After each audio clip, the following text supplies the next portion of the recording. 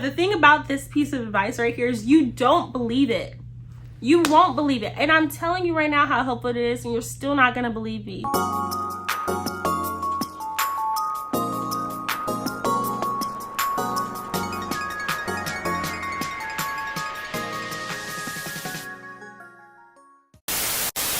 Hey guys, welcome back to my channel. It's Vanessa. If you're new here, welcome. I make law school videos. I'm a 1L at Washington University, and yeah, if you want to follow along with me on that journey, subscribe to the channel, stay tuned, comment, like this video, let me know what other videos you'd like to see, and welcome to the family. In today's video, I kind of want to talk about some of the advice that I received going into my 1L fall semester and how that was either helpful or unhelpful to me. I'm still at home on holiday break, and I've had a time to kind of reflect and think about my first semester before I need to report back to St. Louis to be a law student again. And I think, you know, a lot of what I've been feeling right now is kind of excitement to just kind of conquer the second semester.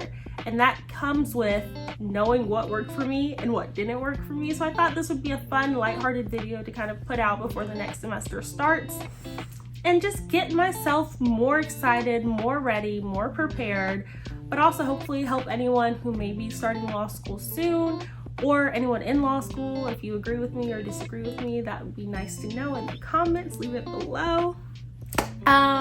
So yeah, in today's video, I'm just gonna break it down. I'm gonna talk about some of the advice that I heard starting my 1L semester. And I'm gonna either categorize it as helpful or unhelpful. Now, with that being said, I do wanna put a disclaimer out there. And I mean a disclaimer in the biggest letters possible. Disclaimer. I found this advice helpful, or I found this advice unhelpful. This is just my opinion. This is not the standard. This is not the rule. There is, you know, no way for me to say something is gonna work 100% for you. Okay, so as you go through law school, you'll figure out what works for you, and maybe you'll completely disagree with everything I say today. That's okay. I think that it's important to just remember that this is my opinion. How do you know what's good for me? That's my opinion! And it's a fun, lighthearted video based on my opinion. Well, with all that being said, let's go ahead and jump into the video. I'm gonna just talk about some of the advice that I got. I have my laptop here with me on my table, so I'm just gonna go through some of it. You know, I'm a little like, some of these things are kind of controversial. I don't know if I should do it, but I'm just gonna rip off the band-aid and do it.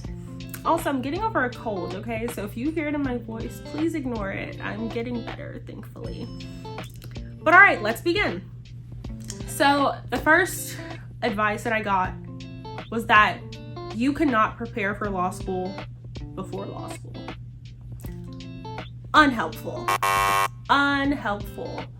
While I think that there is not much that you can do to prepare for the actual legal material that you're going to be learning in law school, there is a lot that you can do to prepare for law school, or at least the things that will come up while you're in school.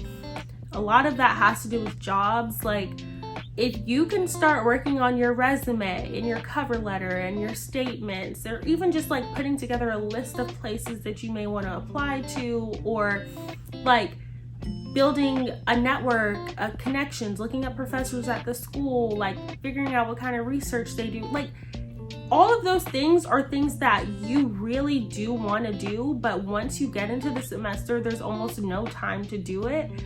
And so me personally, I would say you can prepare for law school, but also there's lots of like books out there that are like great to prepare for law school. There's lots of recommendations that you'll find on Reddit or just other law school blogs and channels. So I'm like, people telling me not to prepare for law school, it's not that I didn't do anything, but I feel like I didn't do as much as I probably could have, because I was under the impression that you can't do anything. There's nothing you can do to prepare for law school.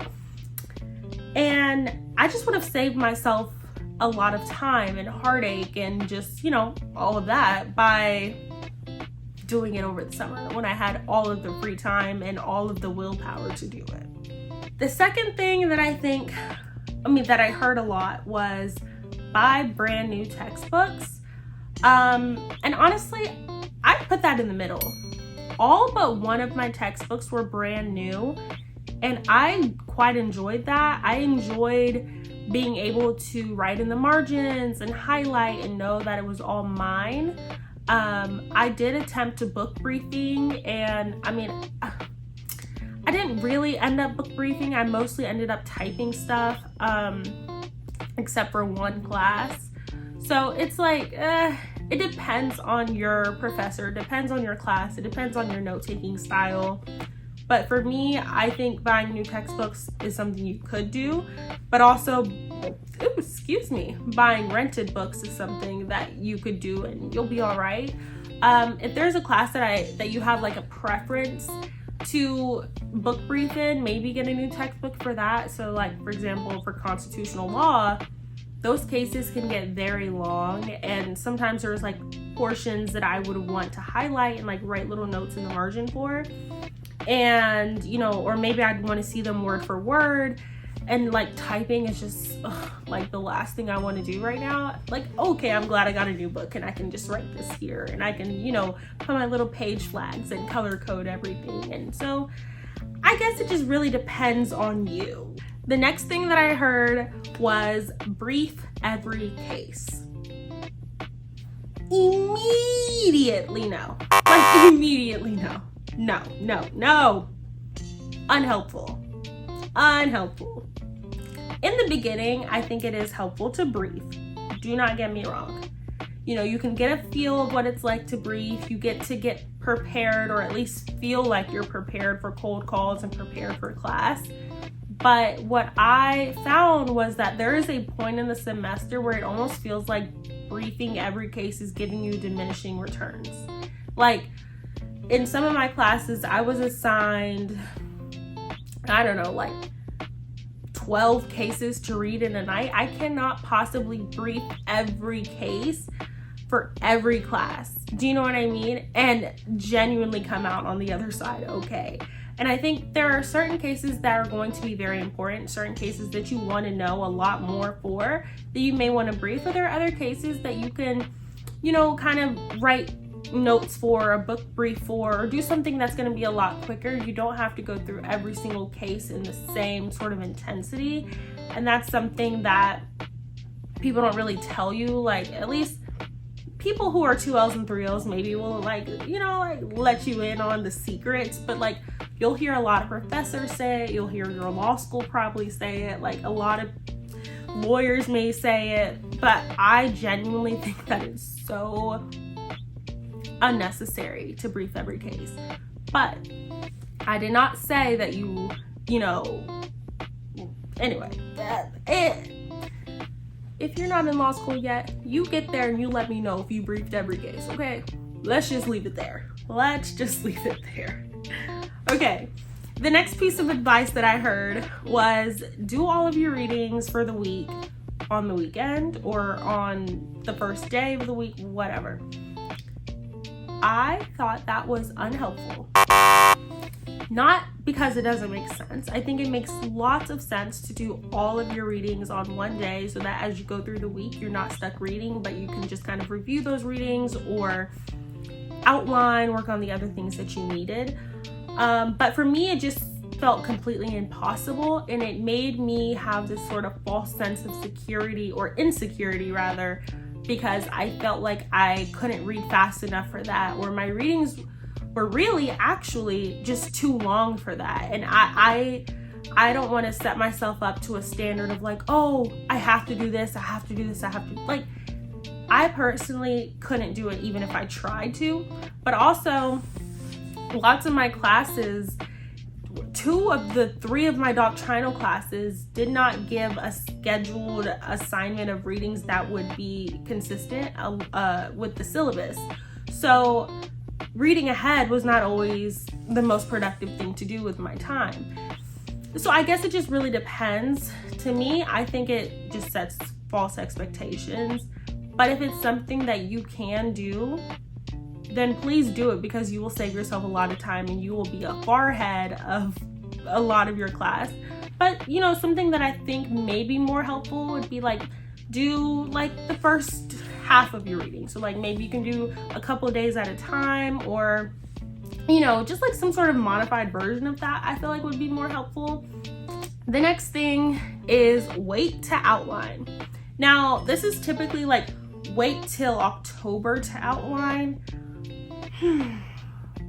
I don't know where to set this. Like, I don't know if I should put this in unhelpful or middle ground. I'm actually conflicted. Like, I'm so conflicted. I don't know. It is helpful in the sense of when you first get there, you have no idea what's going on. Like, genuinely, I kid you not, guys. When you get there, you will feel like you don't know how to read anymore. You will feel like you don't know how to write anymore. Like, nothing feels the same as it's ever felt when you first get there. And so I can't imagine trying to outline for foreign languages, basically. Like, these classes are foreign languages to you still. So like waiting until you have a bit more grasp on the subject makes a lot of sense when it comes to outlining. So I do think that's helpful to like wait. But I also think that you've got to attack it early. So when people say like, if you're not outlining by October, you should probably start outlining. It is really hard, at least for me in my semester.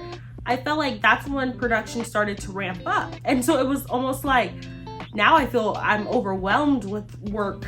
I don't know how to like add outlining in now.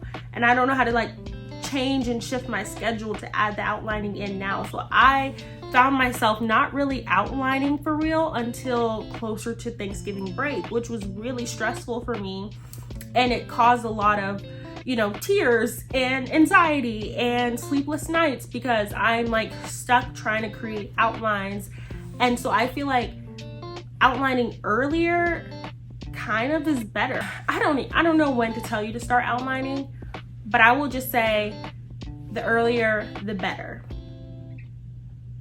And I know that's controversial. So, you know, this video is not legal advice. This video is not law school advice. This video is my opinion. I'm saying it again. It's my opinion. I don't know. Okay, the next thing, don't do anything for law school after 5 p.m. I found that to be unhelpful. This is unhelpful for the same reasons reading on the weekend is unhelpful. And this is setting false expectations. I definitely think it is, especially in your first semester. Like, I don't know anything yet. Everything is a foreign language. It's taking me hours to read when I used to be able to read quickly. So I don't know what's going on. How can I possibly finish everything by 5 p.m.? That's how I felt all the time. So I just didn't think it was possible, like ever. Also, my last class didn't even get out until after 5 p.m. So me not doing any law school until after 5 p.m. means I'm leaving class early. Like, I don't think it's generalizable. Is that a word? I don't think it can be generalized. Yeah, don't do anything after 5 p.m. It doesn't really make sense for me. I personally felt like I was doing the most after 5 p.m. I had a class at 9, then I had another class at 10:30. I did have a break in between that I didn't start to optimize until later on. But even then, it took me a couple of hours to read for one class. So I still had lots of work to do after I got home at 5:30 every night. So I thought it was unhelpful. I don't know what to tell you. If your schedule makes it possible, then yeah, you can cut off work. Treat it like a 9 to 5, as they say. But for me, it just didn't work out like that. The next thing that they say is don't talk about grades. And I think this is the most helpful, cream of the crop. Yes, do not talk about grades. And honestly, beyond grades, don't talk about anything. Don't talk to the people at law school about law school. Like, I'm just joking. But like, genuinely, I feel like knowing how other people are doing creates anxiety. You worry about yourself, you put your blinders on, you go through law school for yourself, and that's it. The only time that you should be talking to other people about grades or about anything, if there's ever a time, is to encourage yourself. And if you talking to them is going to discourage you or make you feel bad about yourself, then you should not be talking to them. If you talking to them is going to make them feel bad about themselves or discourage them, you should not be talking to them. Like, I don't talk about grades. When you leave your finals, don't talk about finals. That was good advice, sound advice, and I'm doing it again next year and the year after that, and ever and ever and ever. Okay, I love that advice. Good. Okay, last thing I'll talk about: prepare for exams, not cold calls. Prepare for exams, not cold calls. Let's say it again. Prepare for exams, not cold calls. Helpful, helpful, helpful, helpful. Gold star. Yes, like yes. This is the most helpful advice that I have ever received. You might ever receive. Let me not say that. But like, it's so helpful. But the thing about this piece of advice right here is you don't believe it. You won't believe it. And I'm telling you right now how helpful it is, and you're still not gonna believe me. You will not believe me. I kid you. If you have not started law school yet, I know because I've talked to my law school friends. It's like a canon event. You don't believe me. I'm telling you right now how helpful this is gonna be, but you're not gonna believe me. Prepare for exams, not cold calls. That means I don't care about briefing every case. I don't care about knowing the procedural posture of every case. I did not say I did not prepare for class. I did not say I didn't read the cases. I didn't say I didn't know what was going on in the cases. But I'm saying, like, I don't need to know the facts of whose grandmother did this to so-and-so and how it went to this court and that. Like, I don't need to know that. I need to know what the rules are. I need to know what the law is, because on the exam, I'm not going to be asked about the procedural posture of this case or that case. I'm going to be asked about the rule of law. Prepare for exams. Like, duh. But it's so hard. I kid you not. You're not going to believe me. You're not going to listen. Cold calls are scary. They are very scary, and you're going to want to prepare for class. And please prepare for class. Like, please prepare for class. But that first semester law student mentality, I'm telling you, this is the most helpful advice. Most helpful. Yeah. Alright guys, so that was all of the advice that I thought I heard the most going into my first semester of law school. If there's any other advice that you've heard, leave it in the comments, whether you thought it was helpful, unhelpful, somewhere in the middle. And like I said, this is all my opinion. I don't want this to be the rule or the standard for any law school, okay? This is not advice, just my opinion about advice, okay? I also asked on my Instagram for people to tell me some of the best and worst things that they've heard going into law school. So I'll start to give you guys some screenshots of that now, going across the screen somewhere. And if you're not following me on Instagram, please follow me on Instagram. I do ask questions like that. I also give a little bit more updates on my day-to-day life at WashU, at law school in general. And yeah, I hope you guys enjoyed this video. Thank you for watching. Happy New Year. Thank you for staying with me, staying on the channel.